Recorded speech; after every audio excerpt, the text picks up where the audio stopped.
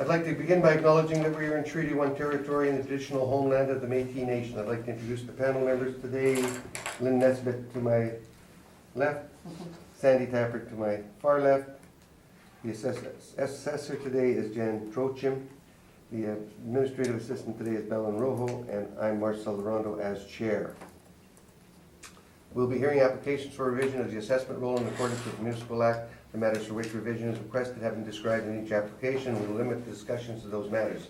The statement that applicants or the assessor make at this hearing are sworn testimony, and anyone speaking to the matters must be sworn in. Be advised that comparisons of assessment of property are not considered evidence of market value by the Board of Revision. The Board of Revision is appointed annually by Council and is independent of it and the City Administration. It makes its decisions on the basis of evidence provided at this hearing and issues a written order that will be mailed to all parties as soon as possible. Please note that the Board's decision with respect to the application may be appealed to the Manitoba Municipal Board if the matter pertains to assessed value or classification, or to the Court of Queen's Bench if the matter pertains to the application of exemption from taxation. Should you wish to appeal, information on how to do so will be included with your Board order. With respect to the hearing process, I will confirm the matters to be addressed with each applicant following the swearing in. We will then have the assessor's testimony followed by questions that the other applicant may have. Then the applicant's testimony followed by questions. Each side will have an opportunity to summarize if they wish. Once all the evidence about an application has been brought forward, the applicant may leave. The process will repeat for each item on the docket today, and the session will close after all the applications have been heard, and the Board will deliberate in private and make its decisions. You will receive the order by registered mail as soon as possible. As information, all public hearings are live streamed, recorded, and will be part of the public record. Swear them in, please.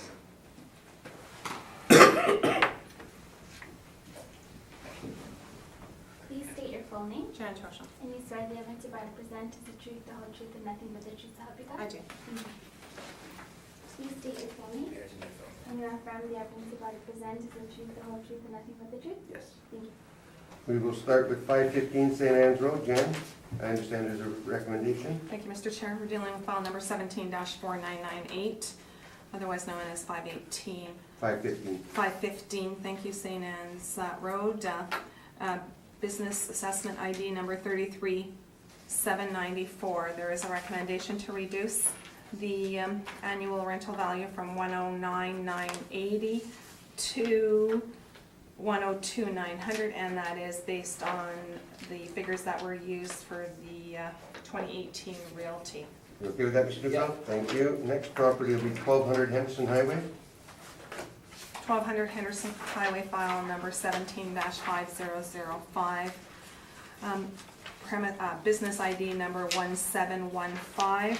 There is a recommendation to reduce the 2018 business assessment from $130,560 to $117,360 based on the 2018 realty assessment. Mr. Neufeld, you good with that? Yep. Thank you.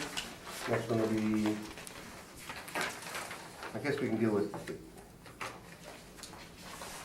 803 Leela. Yes. Thank you. File number 17-5102, 803 Leila, business ID number 40120. There is a recommendation to reduce the 2018 business assessment from $115,800 to $83,700 based on the 2018 realty assessment. Mr. Neufeld, you good with that? Yep. Thank you. Next one will be 1450 McPhillips Street. File number 17-5004, 1450 McPhillips Street, business ID number 50300. There is a recommendation to reduce the 2018 business assessment from $110,640 to $98,580 based on the 2018 realty assessment. You good with that, Mr. Neufeld? Yep. Thank you, Mr. Chairman.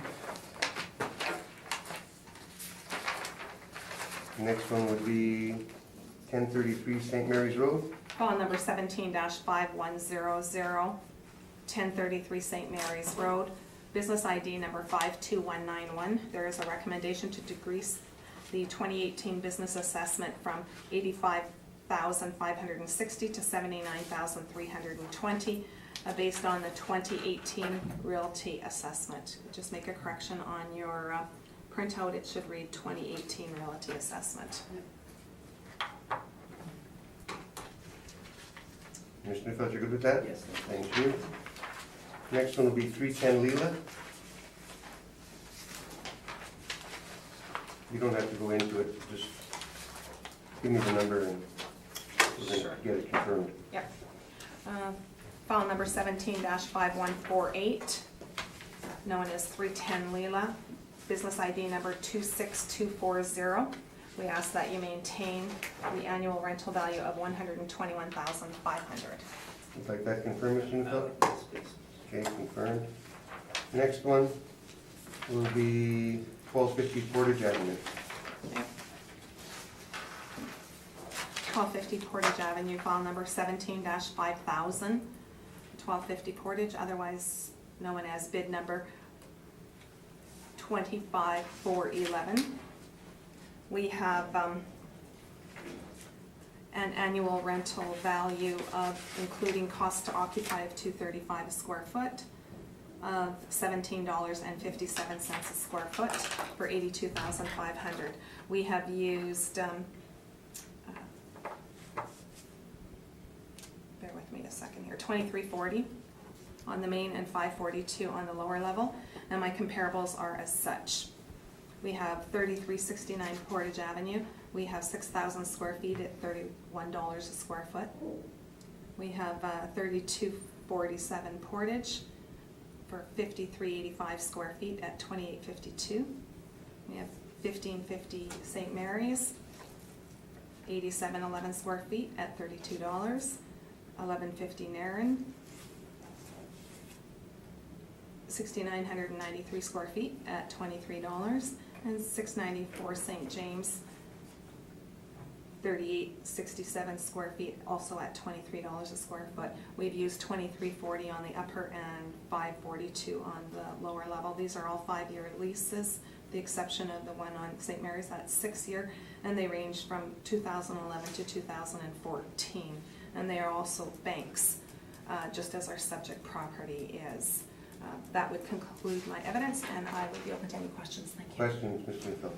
Yes, have you inspected the site?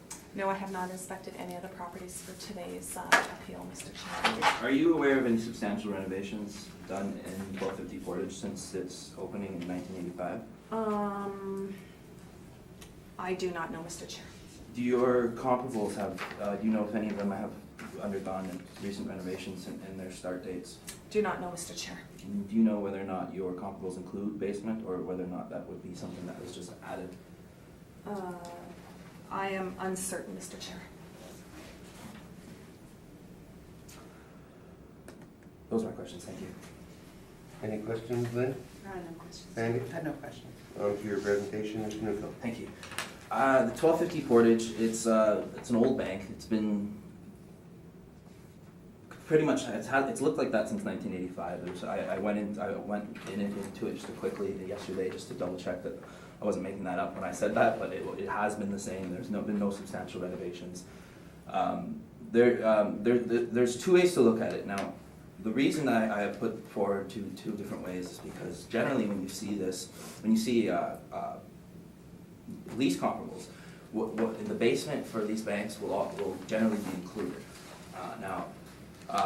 The city has assessed the basement as over and above the original the main floor space.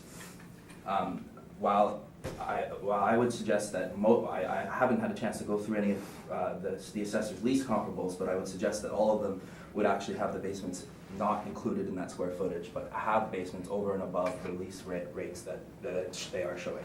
And I know for a fact that the case is the same. That is the case for our comparables on page, it's not numbered here, but the page 5 after the pictures. And I want to bring your attention to, my comments are off there, but 230 Portage.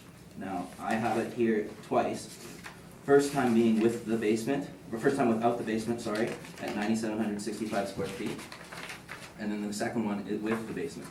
Now, if you add this is leased for, and I don't have the math, but the lease is $14.90 per square foot for 9,700 square feet. The basement does not get discussed in the lease, and that is very common in these leases. If you were to include the basement, which the assessor has done today, the number would work out to $992. per square foot. This is a two-story bank, they have offices on the top floor. So for that reason, I've used that as a direct comparable for my second scenario here that includes the basement on the first page. However, I did make a slight adjustment. My thinking was on this is that while 230 Portage it is downtown, obviously, there is no parking whatsoever. This site here has parking, so a bit better location than 230 Portage, but parking here at 1250.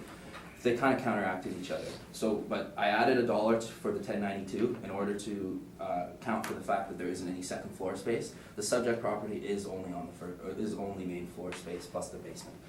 I think it's a pretty good comparable because it is a lease that includes that has basically no reference to the basement because that is.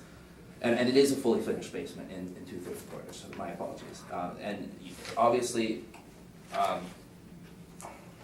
when you're comparing leases, you have to be able to have a lease that is comparable. And obviously, if there is a basement, you look at the basement. And in this situation, we have. And I've taken to effect that with the basement, obviously, you would see a much smaller, slower rate that would be blended, like the second scenario on my first page. I think there's two ways to look at it. You can either compare it to other leases that don't have basements at $19, which would be comparable which would be close to my leases on page 5, or you can look at it with the basement and have a blended rate of something closer to 1092. And that's my presentation. Thank you. Questions, Jen? Yeah. Mr. Neufeld, are you aware of, or you did a lot of the prep work for the 2018 realty assessment, would that be correct? I don't recall whether or not I did this specifically, but I did a good chunk of Collier's work, yes. You did a good chunk of Collier's work. Collier's appealed a lot of banks for the 28 realty assessment, would that be correct? I define what you mean by a lot. There were a few dockets that were just banks that were appealed by Collier's, would that be correct? Yeah, very well good. Okay.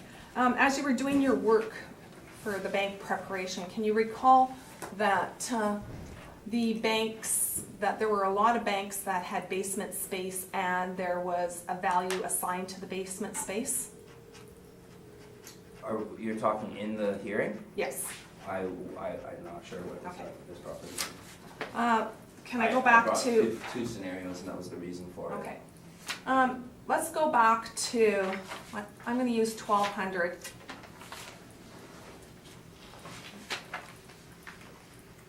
Henderson Highway. Okay, it was an appeal and you accepted. 1200 Henderson Highway. If you take a look, if we just look at the brief from 1200 Henderson Highway, you'll see that the upper space has 2306 a square foot. Would you agree? And the basement is 530 a square foot. I have 1250 Portage in front of me. I think when you're comparing assessments, you get into quite a bit of a dangerous thinking. Mr. Chair, I'm just looking at this here today. the way the valuation was done. I'm not comparing any assessments, Mr. Chair. I'm comparing as to how the properties are valued. So if we could turn to 1200 Henderson Highway. Where is that in here? On yours? It was already accepted with one of the recommendations Is it today. in here? Yes. Oh,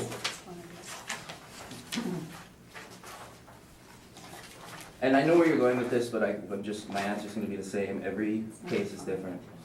We look at every one individually. That's the reason we have a panel. That's the reason we're here today. I'm aware, Mr. Chair, I'm very aware why we're here. I'm just asking a question, and it's my opportunity to ask just ask a the question. Mr. Neufeld, did you agree to the recommendation at 1200 Henderson Highway where the basement space was at $5.30 a square foot? For that scenario, yes, I did. And did you also agree to 1033 St. Mary's? That was also a recommendation where the basement space was in I at don't see the point 658. of this. Again, I brought you two different Mr. scenarios. Chairman, I'm asking a Just asking question. the question, you can, It's irrelevant to this. Mr. Chairman, I'm asking a yeah, question. and he's given his answer the way he thinks he wants to, so Okay, I hear it. okay. Any other questions? No, those are my questions, thank you. Any questions, Lynn? No questions. Sandy? No. None, okay, I've got none, let's move on to the next one. Thank you. Next one will be 2526 Main Street. When you're ready, Dan. Thank you. 2526 Main Street. File number 17-5101, business assessment ID number 41348. We have 5,500 square feet and at an overall rent, which is inclusive of the $2.35 a square foot for operating costs at $28.11 a square foot. Our rate actually is $25.76 a square foot. My comparables are as follows. 2567 Main Street, in at $30.25 a square foot. 1536 Regent, $25.15 a square foot for 2,100 square feet. $35 a square foot for 1586 Regent at 7,300 square feet, and 1437 Henderson Highway, $35 a square foot for 6336, and 1068 Henderson Highway, $18 a square foot for 2,800 square feet. The contentious issue here is the 5,500 square feet. We have the mailer, I've attached the mailer where the owner reports 5,515 square feet. I think that's on about page 4 of the report. And I have looked back because Mr. Neufeld and I have spoken about the contentious issue with respect to the leased area. And I've looked back and this is what they've always reported at 5,515 square feet. And we also have received there was a sketch of the building. This building actually has insurance agency attached to it and the Sonoma Credit Union. So we have a sketch of it, and it does say that the building in its entirety is 7,500 square feet. I did question Mr. Neufeld as to whether there was some mezz there, because I've been in that building before many, many years ago, and something makes me think that there is a mezz in there. I can't confirm 100%, but I really do think Mr. Neufeld was of the opinion that he was going to go out and measure this building to find out what the actual area was, but I don't believe that time permitted him to do that as yet. The information that we have indicates that it's 5,500 square feet. So unless we have a measurement of some sort, then we're not going to change it. We also had conversation with the Director of Finance in 2014, and he again told us that the area was 5,500 square feet. So that's what we have, and that's what we'll stand with. Mr. Thank you. Neufeld, questions? Yes, you said that if there were measurements, that you would alter it based on measurements? Well, nobody has been out there to physically measure it as yet. Why not? Again, as Mr. Chairman, as I did state, time permitting. Okay, that's fair. I understand. As Mr. Neufeld This indicated was that he was appealed going to go out. in 2016, was it not? I don't know. Okay. Well, in 2016, sorry, if there were, no,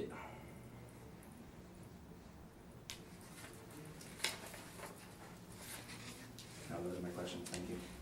Lynn, questions? No questions. Andy? No questions. On this presentation, Mr. Neufeld. Thank you. Like the assessor did mention, our contentious issue is the square footage. We are going off of a plan, which is on page 3. You'll notice that if you go to my page 3, the proposed plan is 7,500 square feet. And the building just south of it, which is the subject building, sorry, the picture just south of it, which is the subject building, has what is the drive-through ATM just right there. Now, it is our opinion that the owner has been reporting that ATM as rentable square footage. Now, we know that that is not the case based on the plan. We had planned to go measure it, time did not permit. This is an issue that we have brought up in 2016. It is under appeal at the municipal board. I would suggest that the assessment department has had plenty of time to go out and measure it as well. The idea that if there's personally, if there is conflicting statements based on what we're saying and the owner is saying, I would think it would be in the best interest of the assessment department to go out and measure it. But here we are today instead, and we're debating it. There is an issue of 500 square feet that is undetermined. Our brief is done based off of $49.99 and at a rent of $21.50. My rents on page 5 show a large range of comparables that do support that $21.50. And also the front page, you can see that there is no mezz here. The page 5 shows that there is about a 10-12 foot ceiling and then an open front area. There's no room at all possible for a mezz here whatsoever. And for that reason, I believe that the assessment at 4,999 square feet at $21.50 per square foot is a fair and equitable assessment. Thank you. Jan? Yeah, Mr. Neufeld, you have a list of comparables on page 5 of your report. Would you happen to know what years these banks, I'm just gonna focus on the banks, but the banks were Sure. built? Which, When was 2025 Corden built? it would have been, it was recently renovated. I don't know when it was built. It's in a mall. I don't Okay, how know. about Pembina Highway, do you know when it That was was built? built in early, I think 2008, 2008? I believe so. Or substantially renovated in 2011. I can't remember. It was one or the other. And Kildare? I don't know. Roblin? The 70s. 70s? Yep. And 230 Portage, 80, that's downtown, right? 85, I believe. 75-ish? 70s? I thought it was the 80s. I could be wrong. Okay, 80s, Yeah. okay. And St. Mary's? I don't know. Don't know? No. It's a standalone. It's a sonographer, I believe. A sonographer. Sorry, no, I'm mixing. No, I don't. Corden? It's in a strip mall. I'm not entirely sure. It's a main floor, corner, Corden and Beaverbrook. Hewington? I'm not sure. Jefferson? Again, I'm not sure. And 1795? I believe that is older. And you had indicated that some of these might include basement space. Do any of these properties have basement? I like I said, basement is not in the lease. If Do there you is know a if any of these basement, properties have basement? I believe all the standalone ones do. 2799 Pembina, 1795 Henderson. Obviously 230 Portage, because that was the one I brought forward, and I've been in the basement. Okay, those are my questions, thank you. Sandy? I have no questions. Lynn? No questions. And I got no questions. Thank you very much for your Thank you. presentation. Thank you. Have a great day. You did, 9:30. Shut her down. Wow. Couple minutes to spare.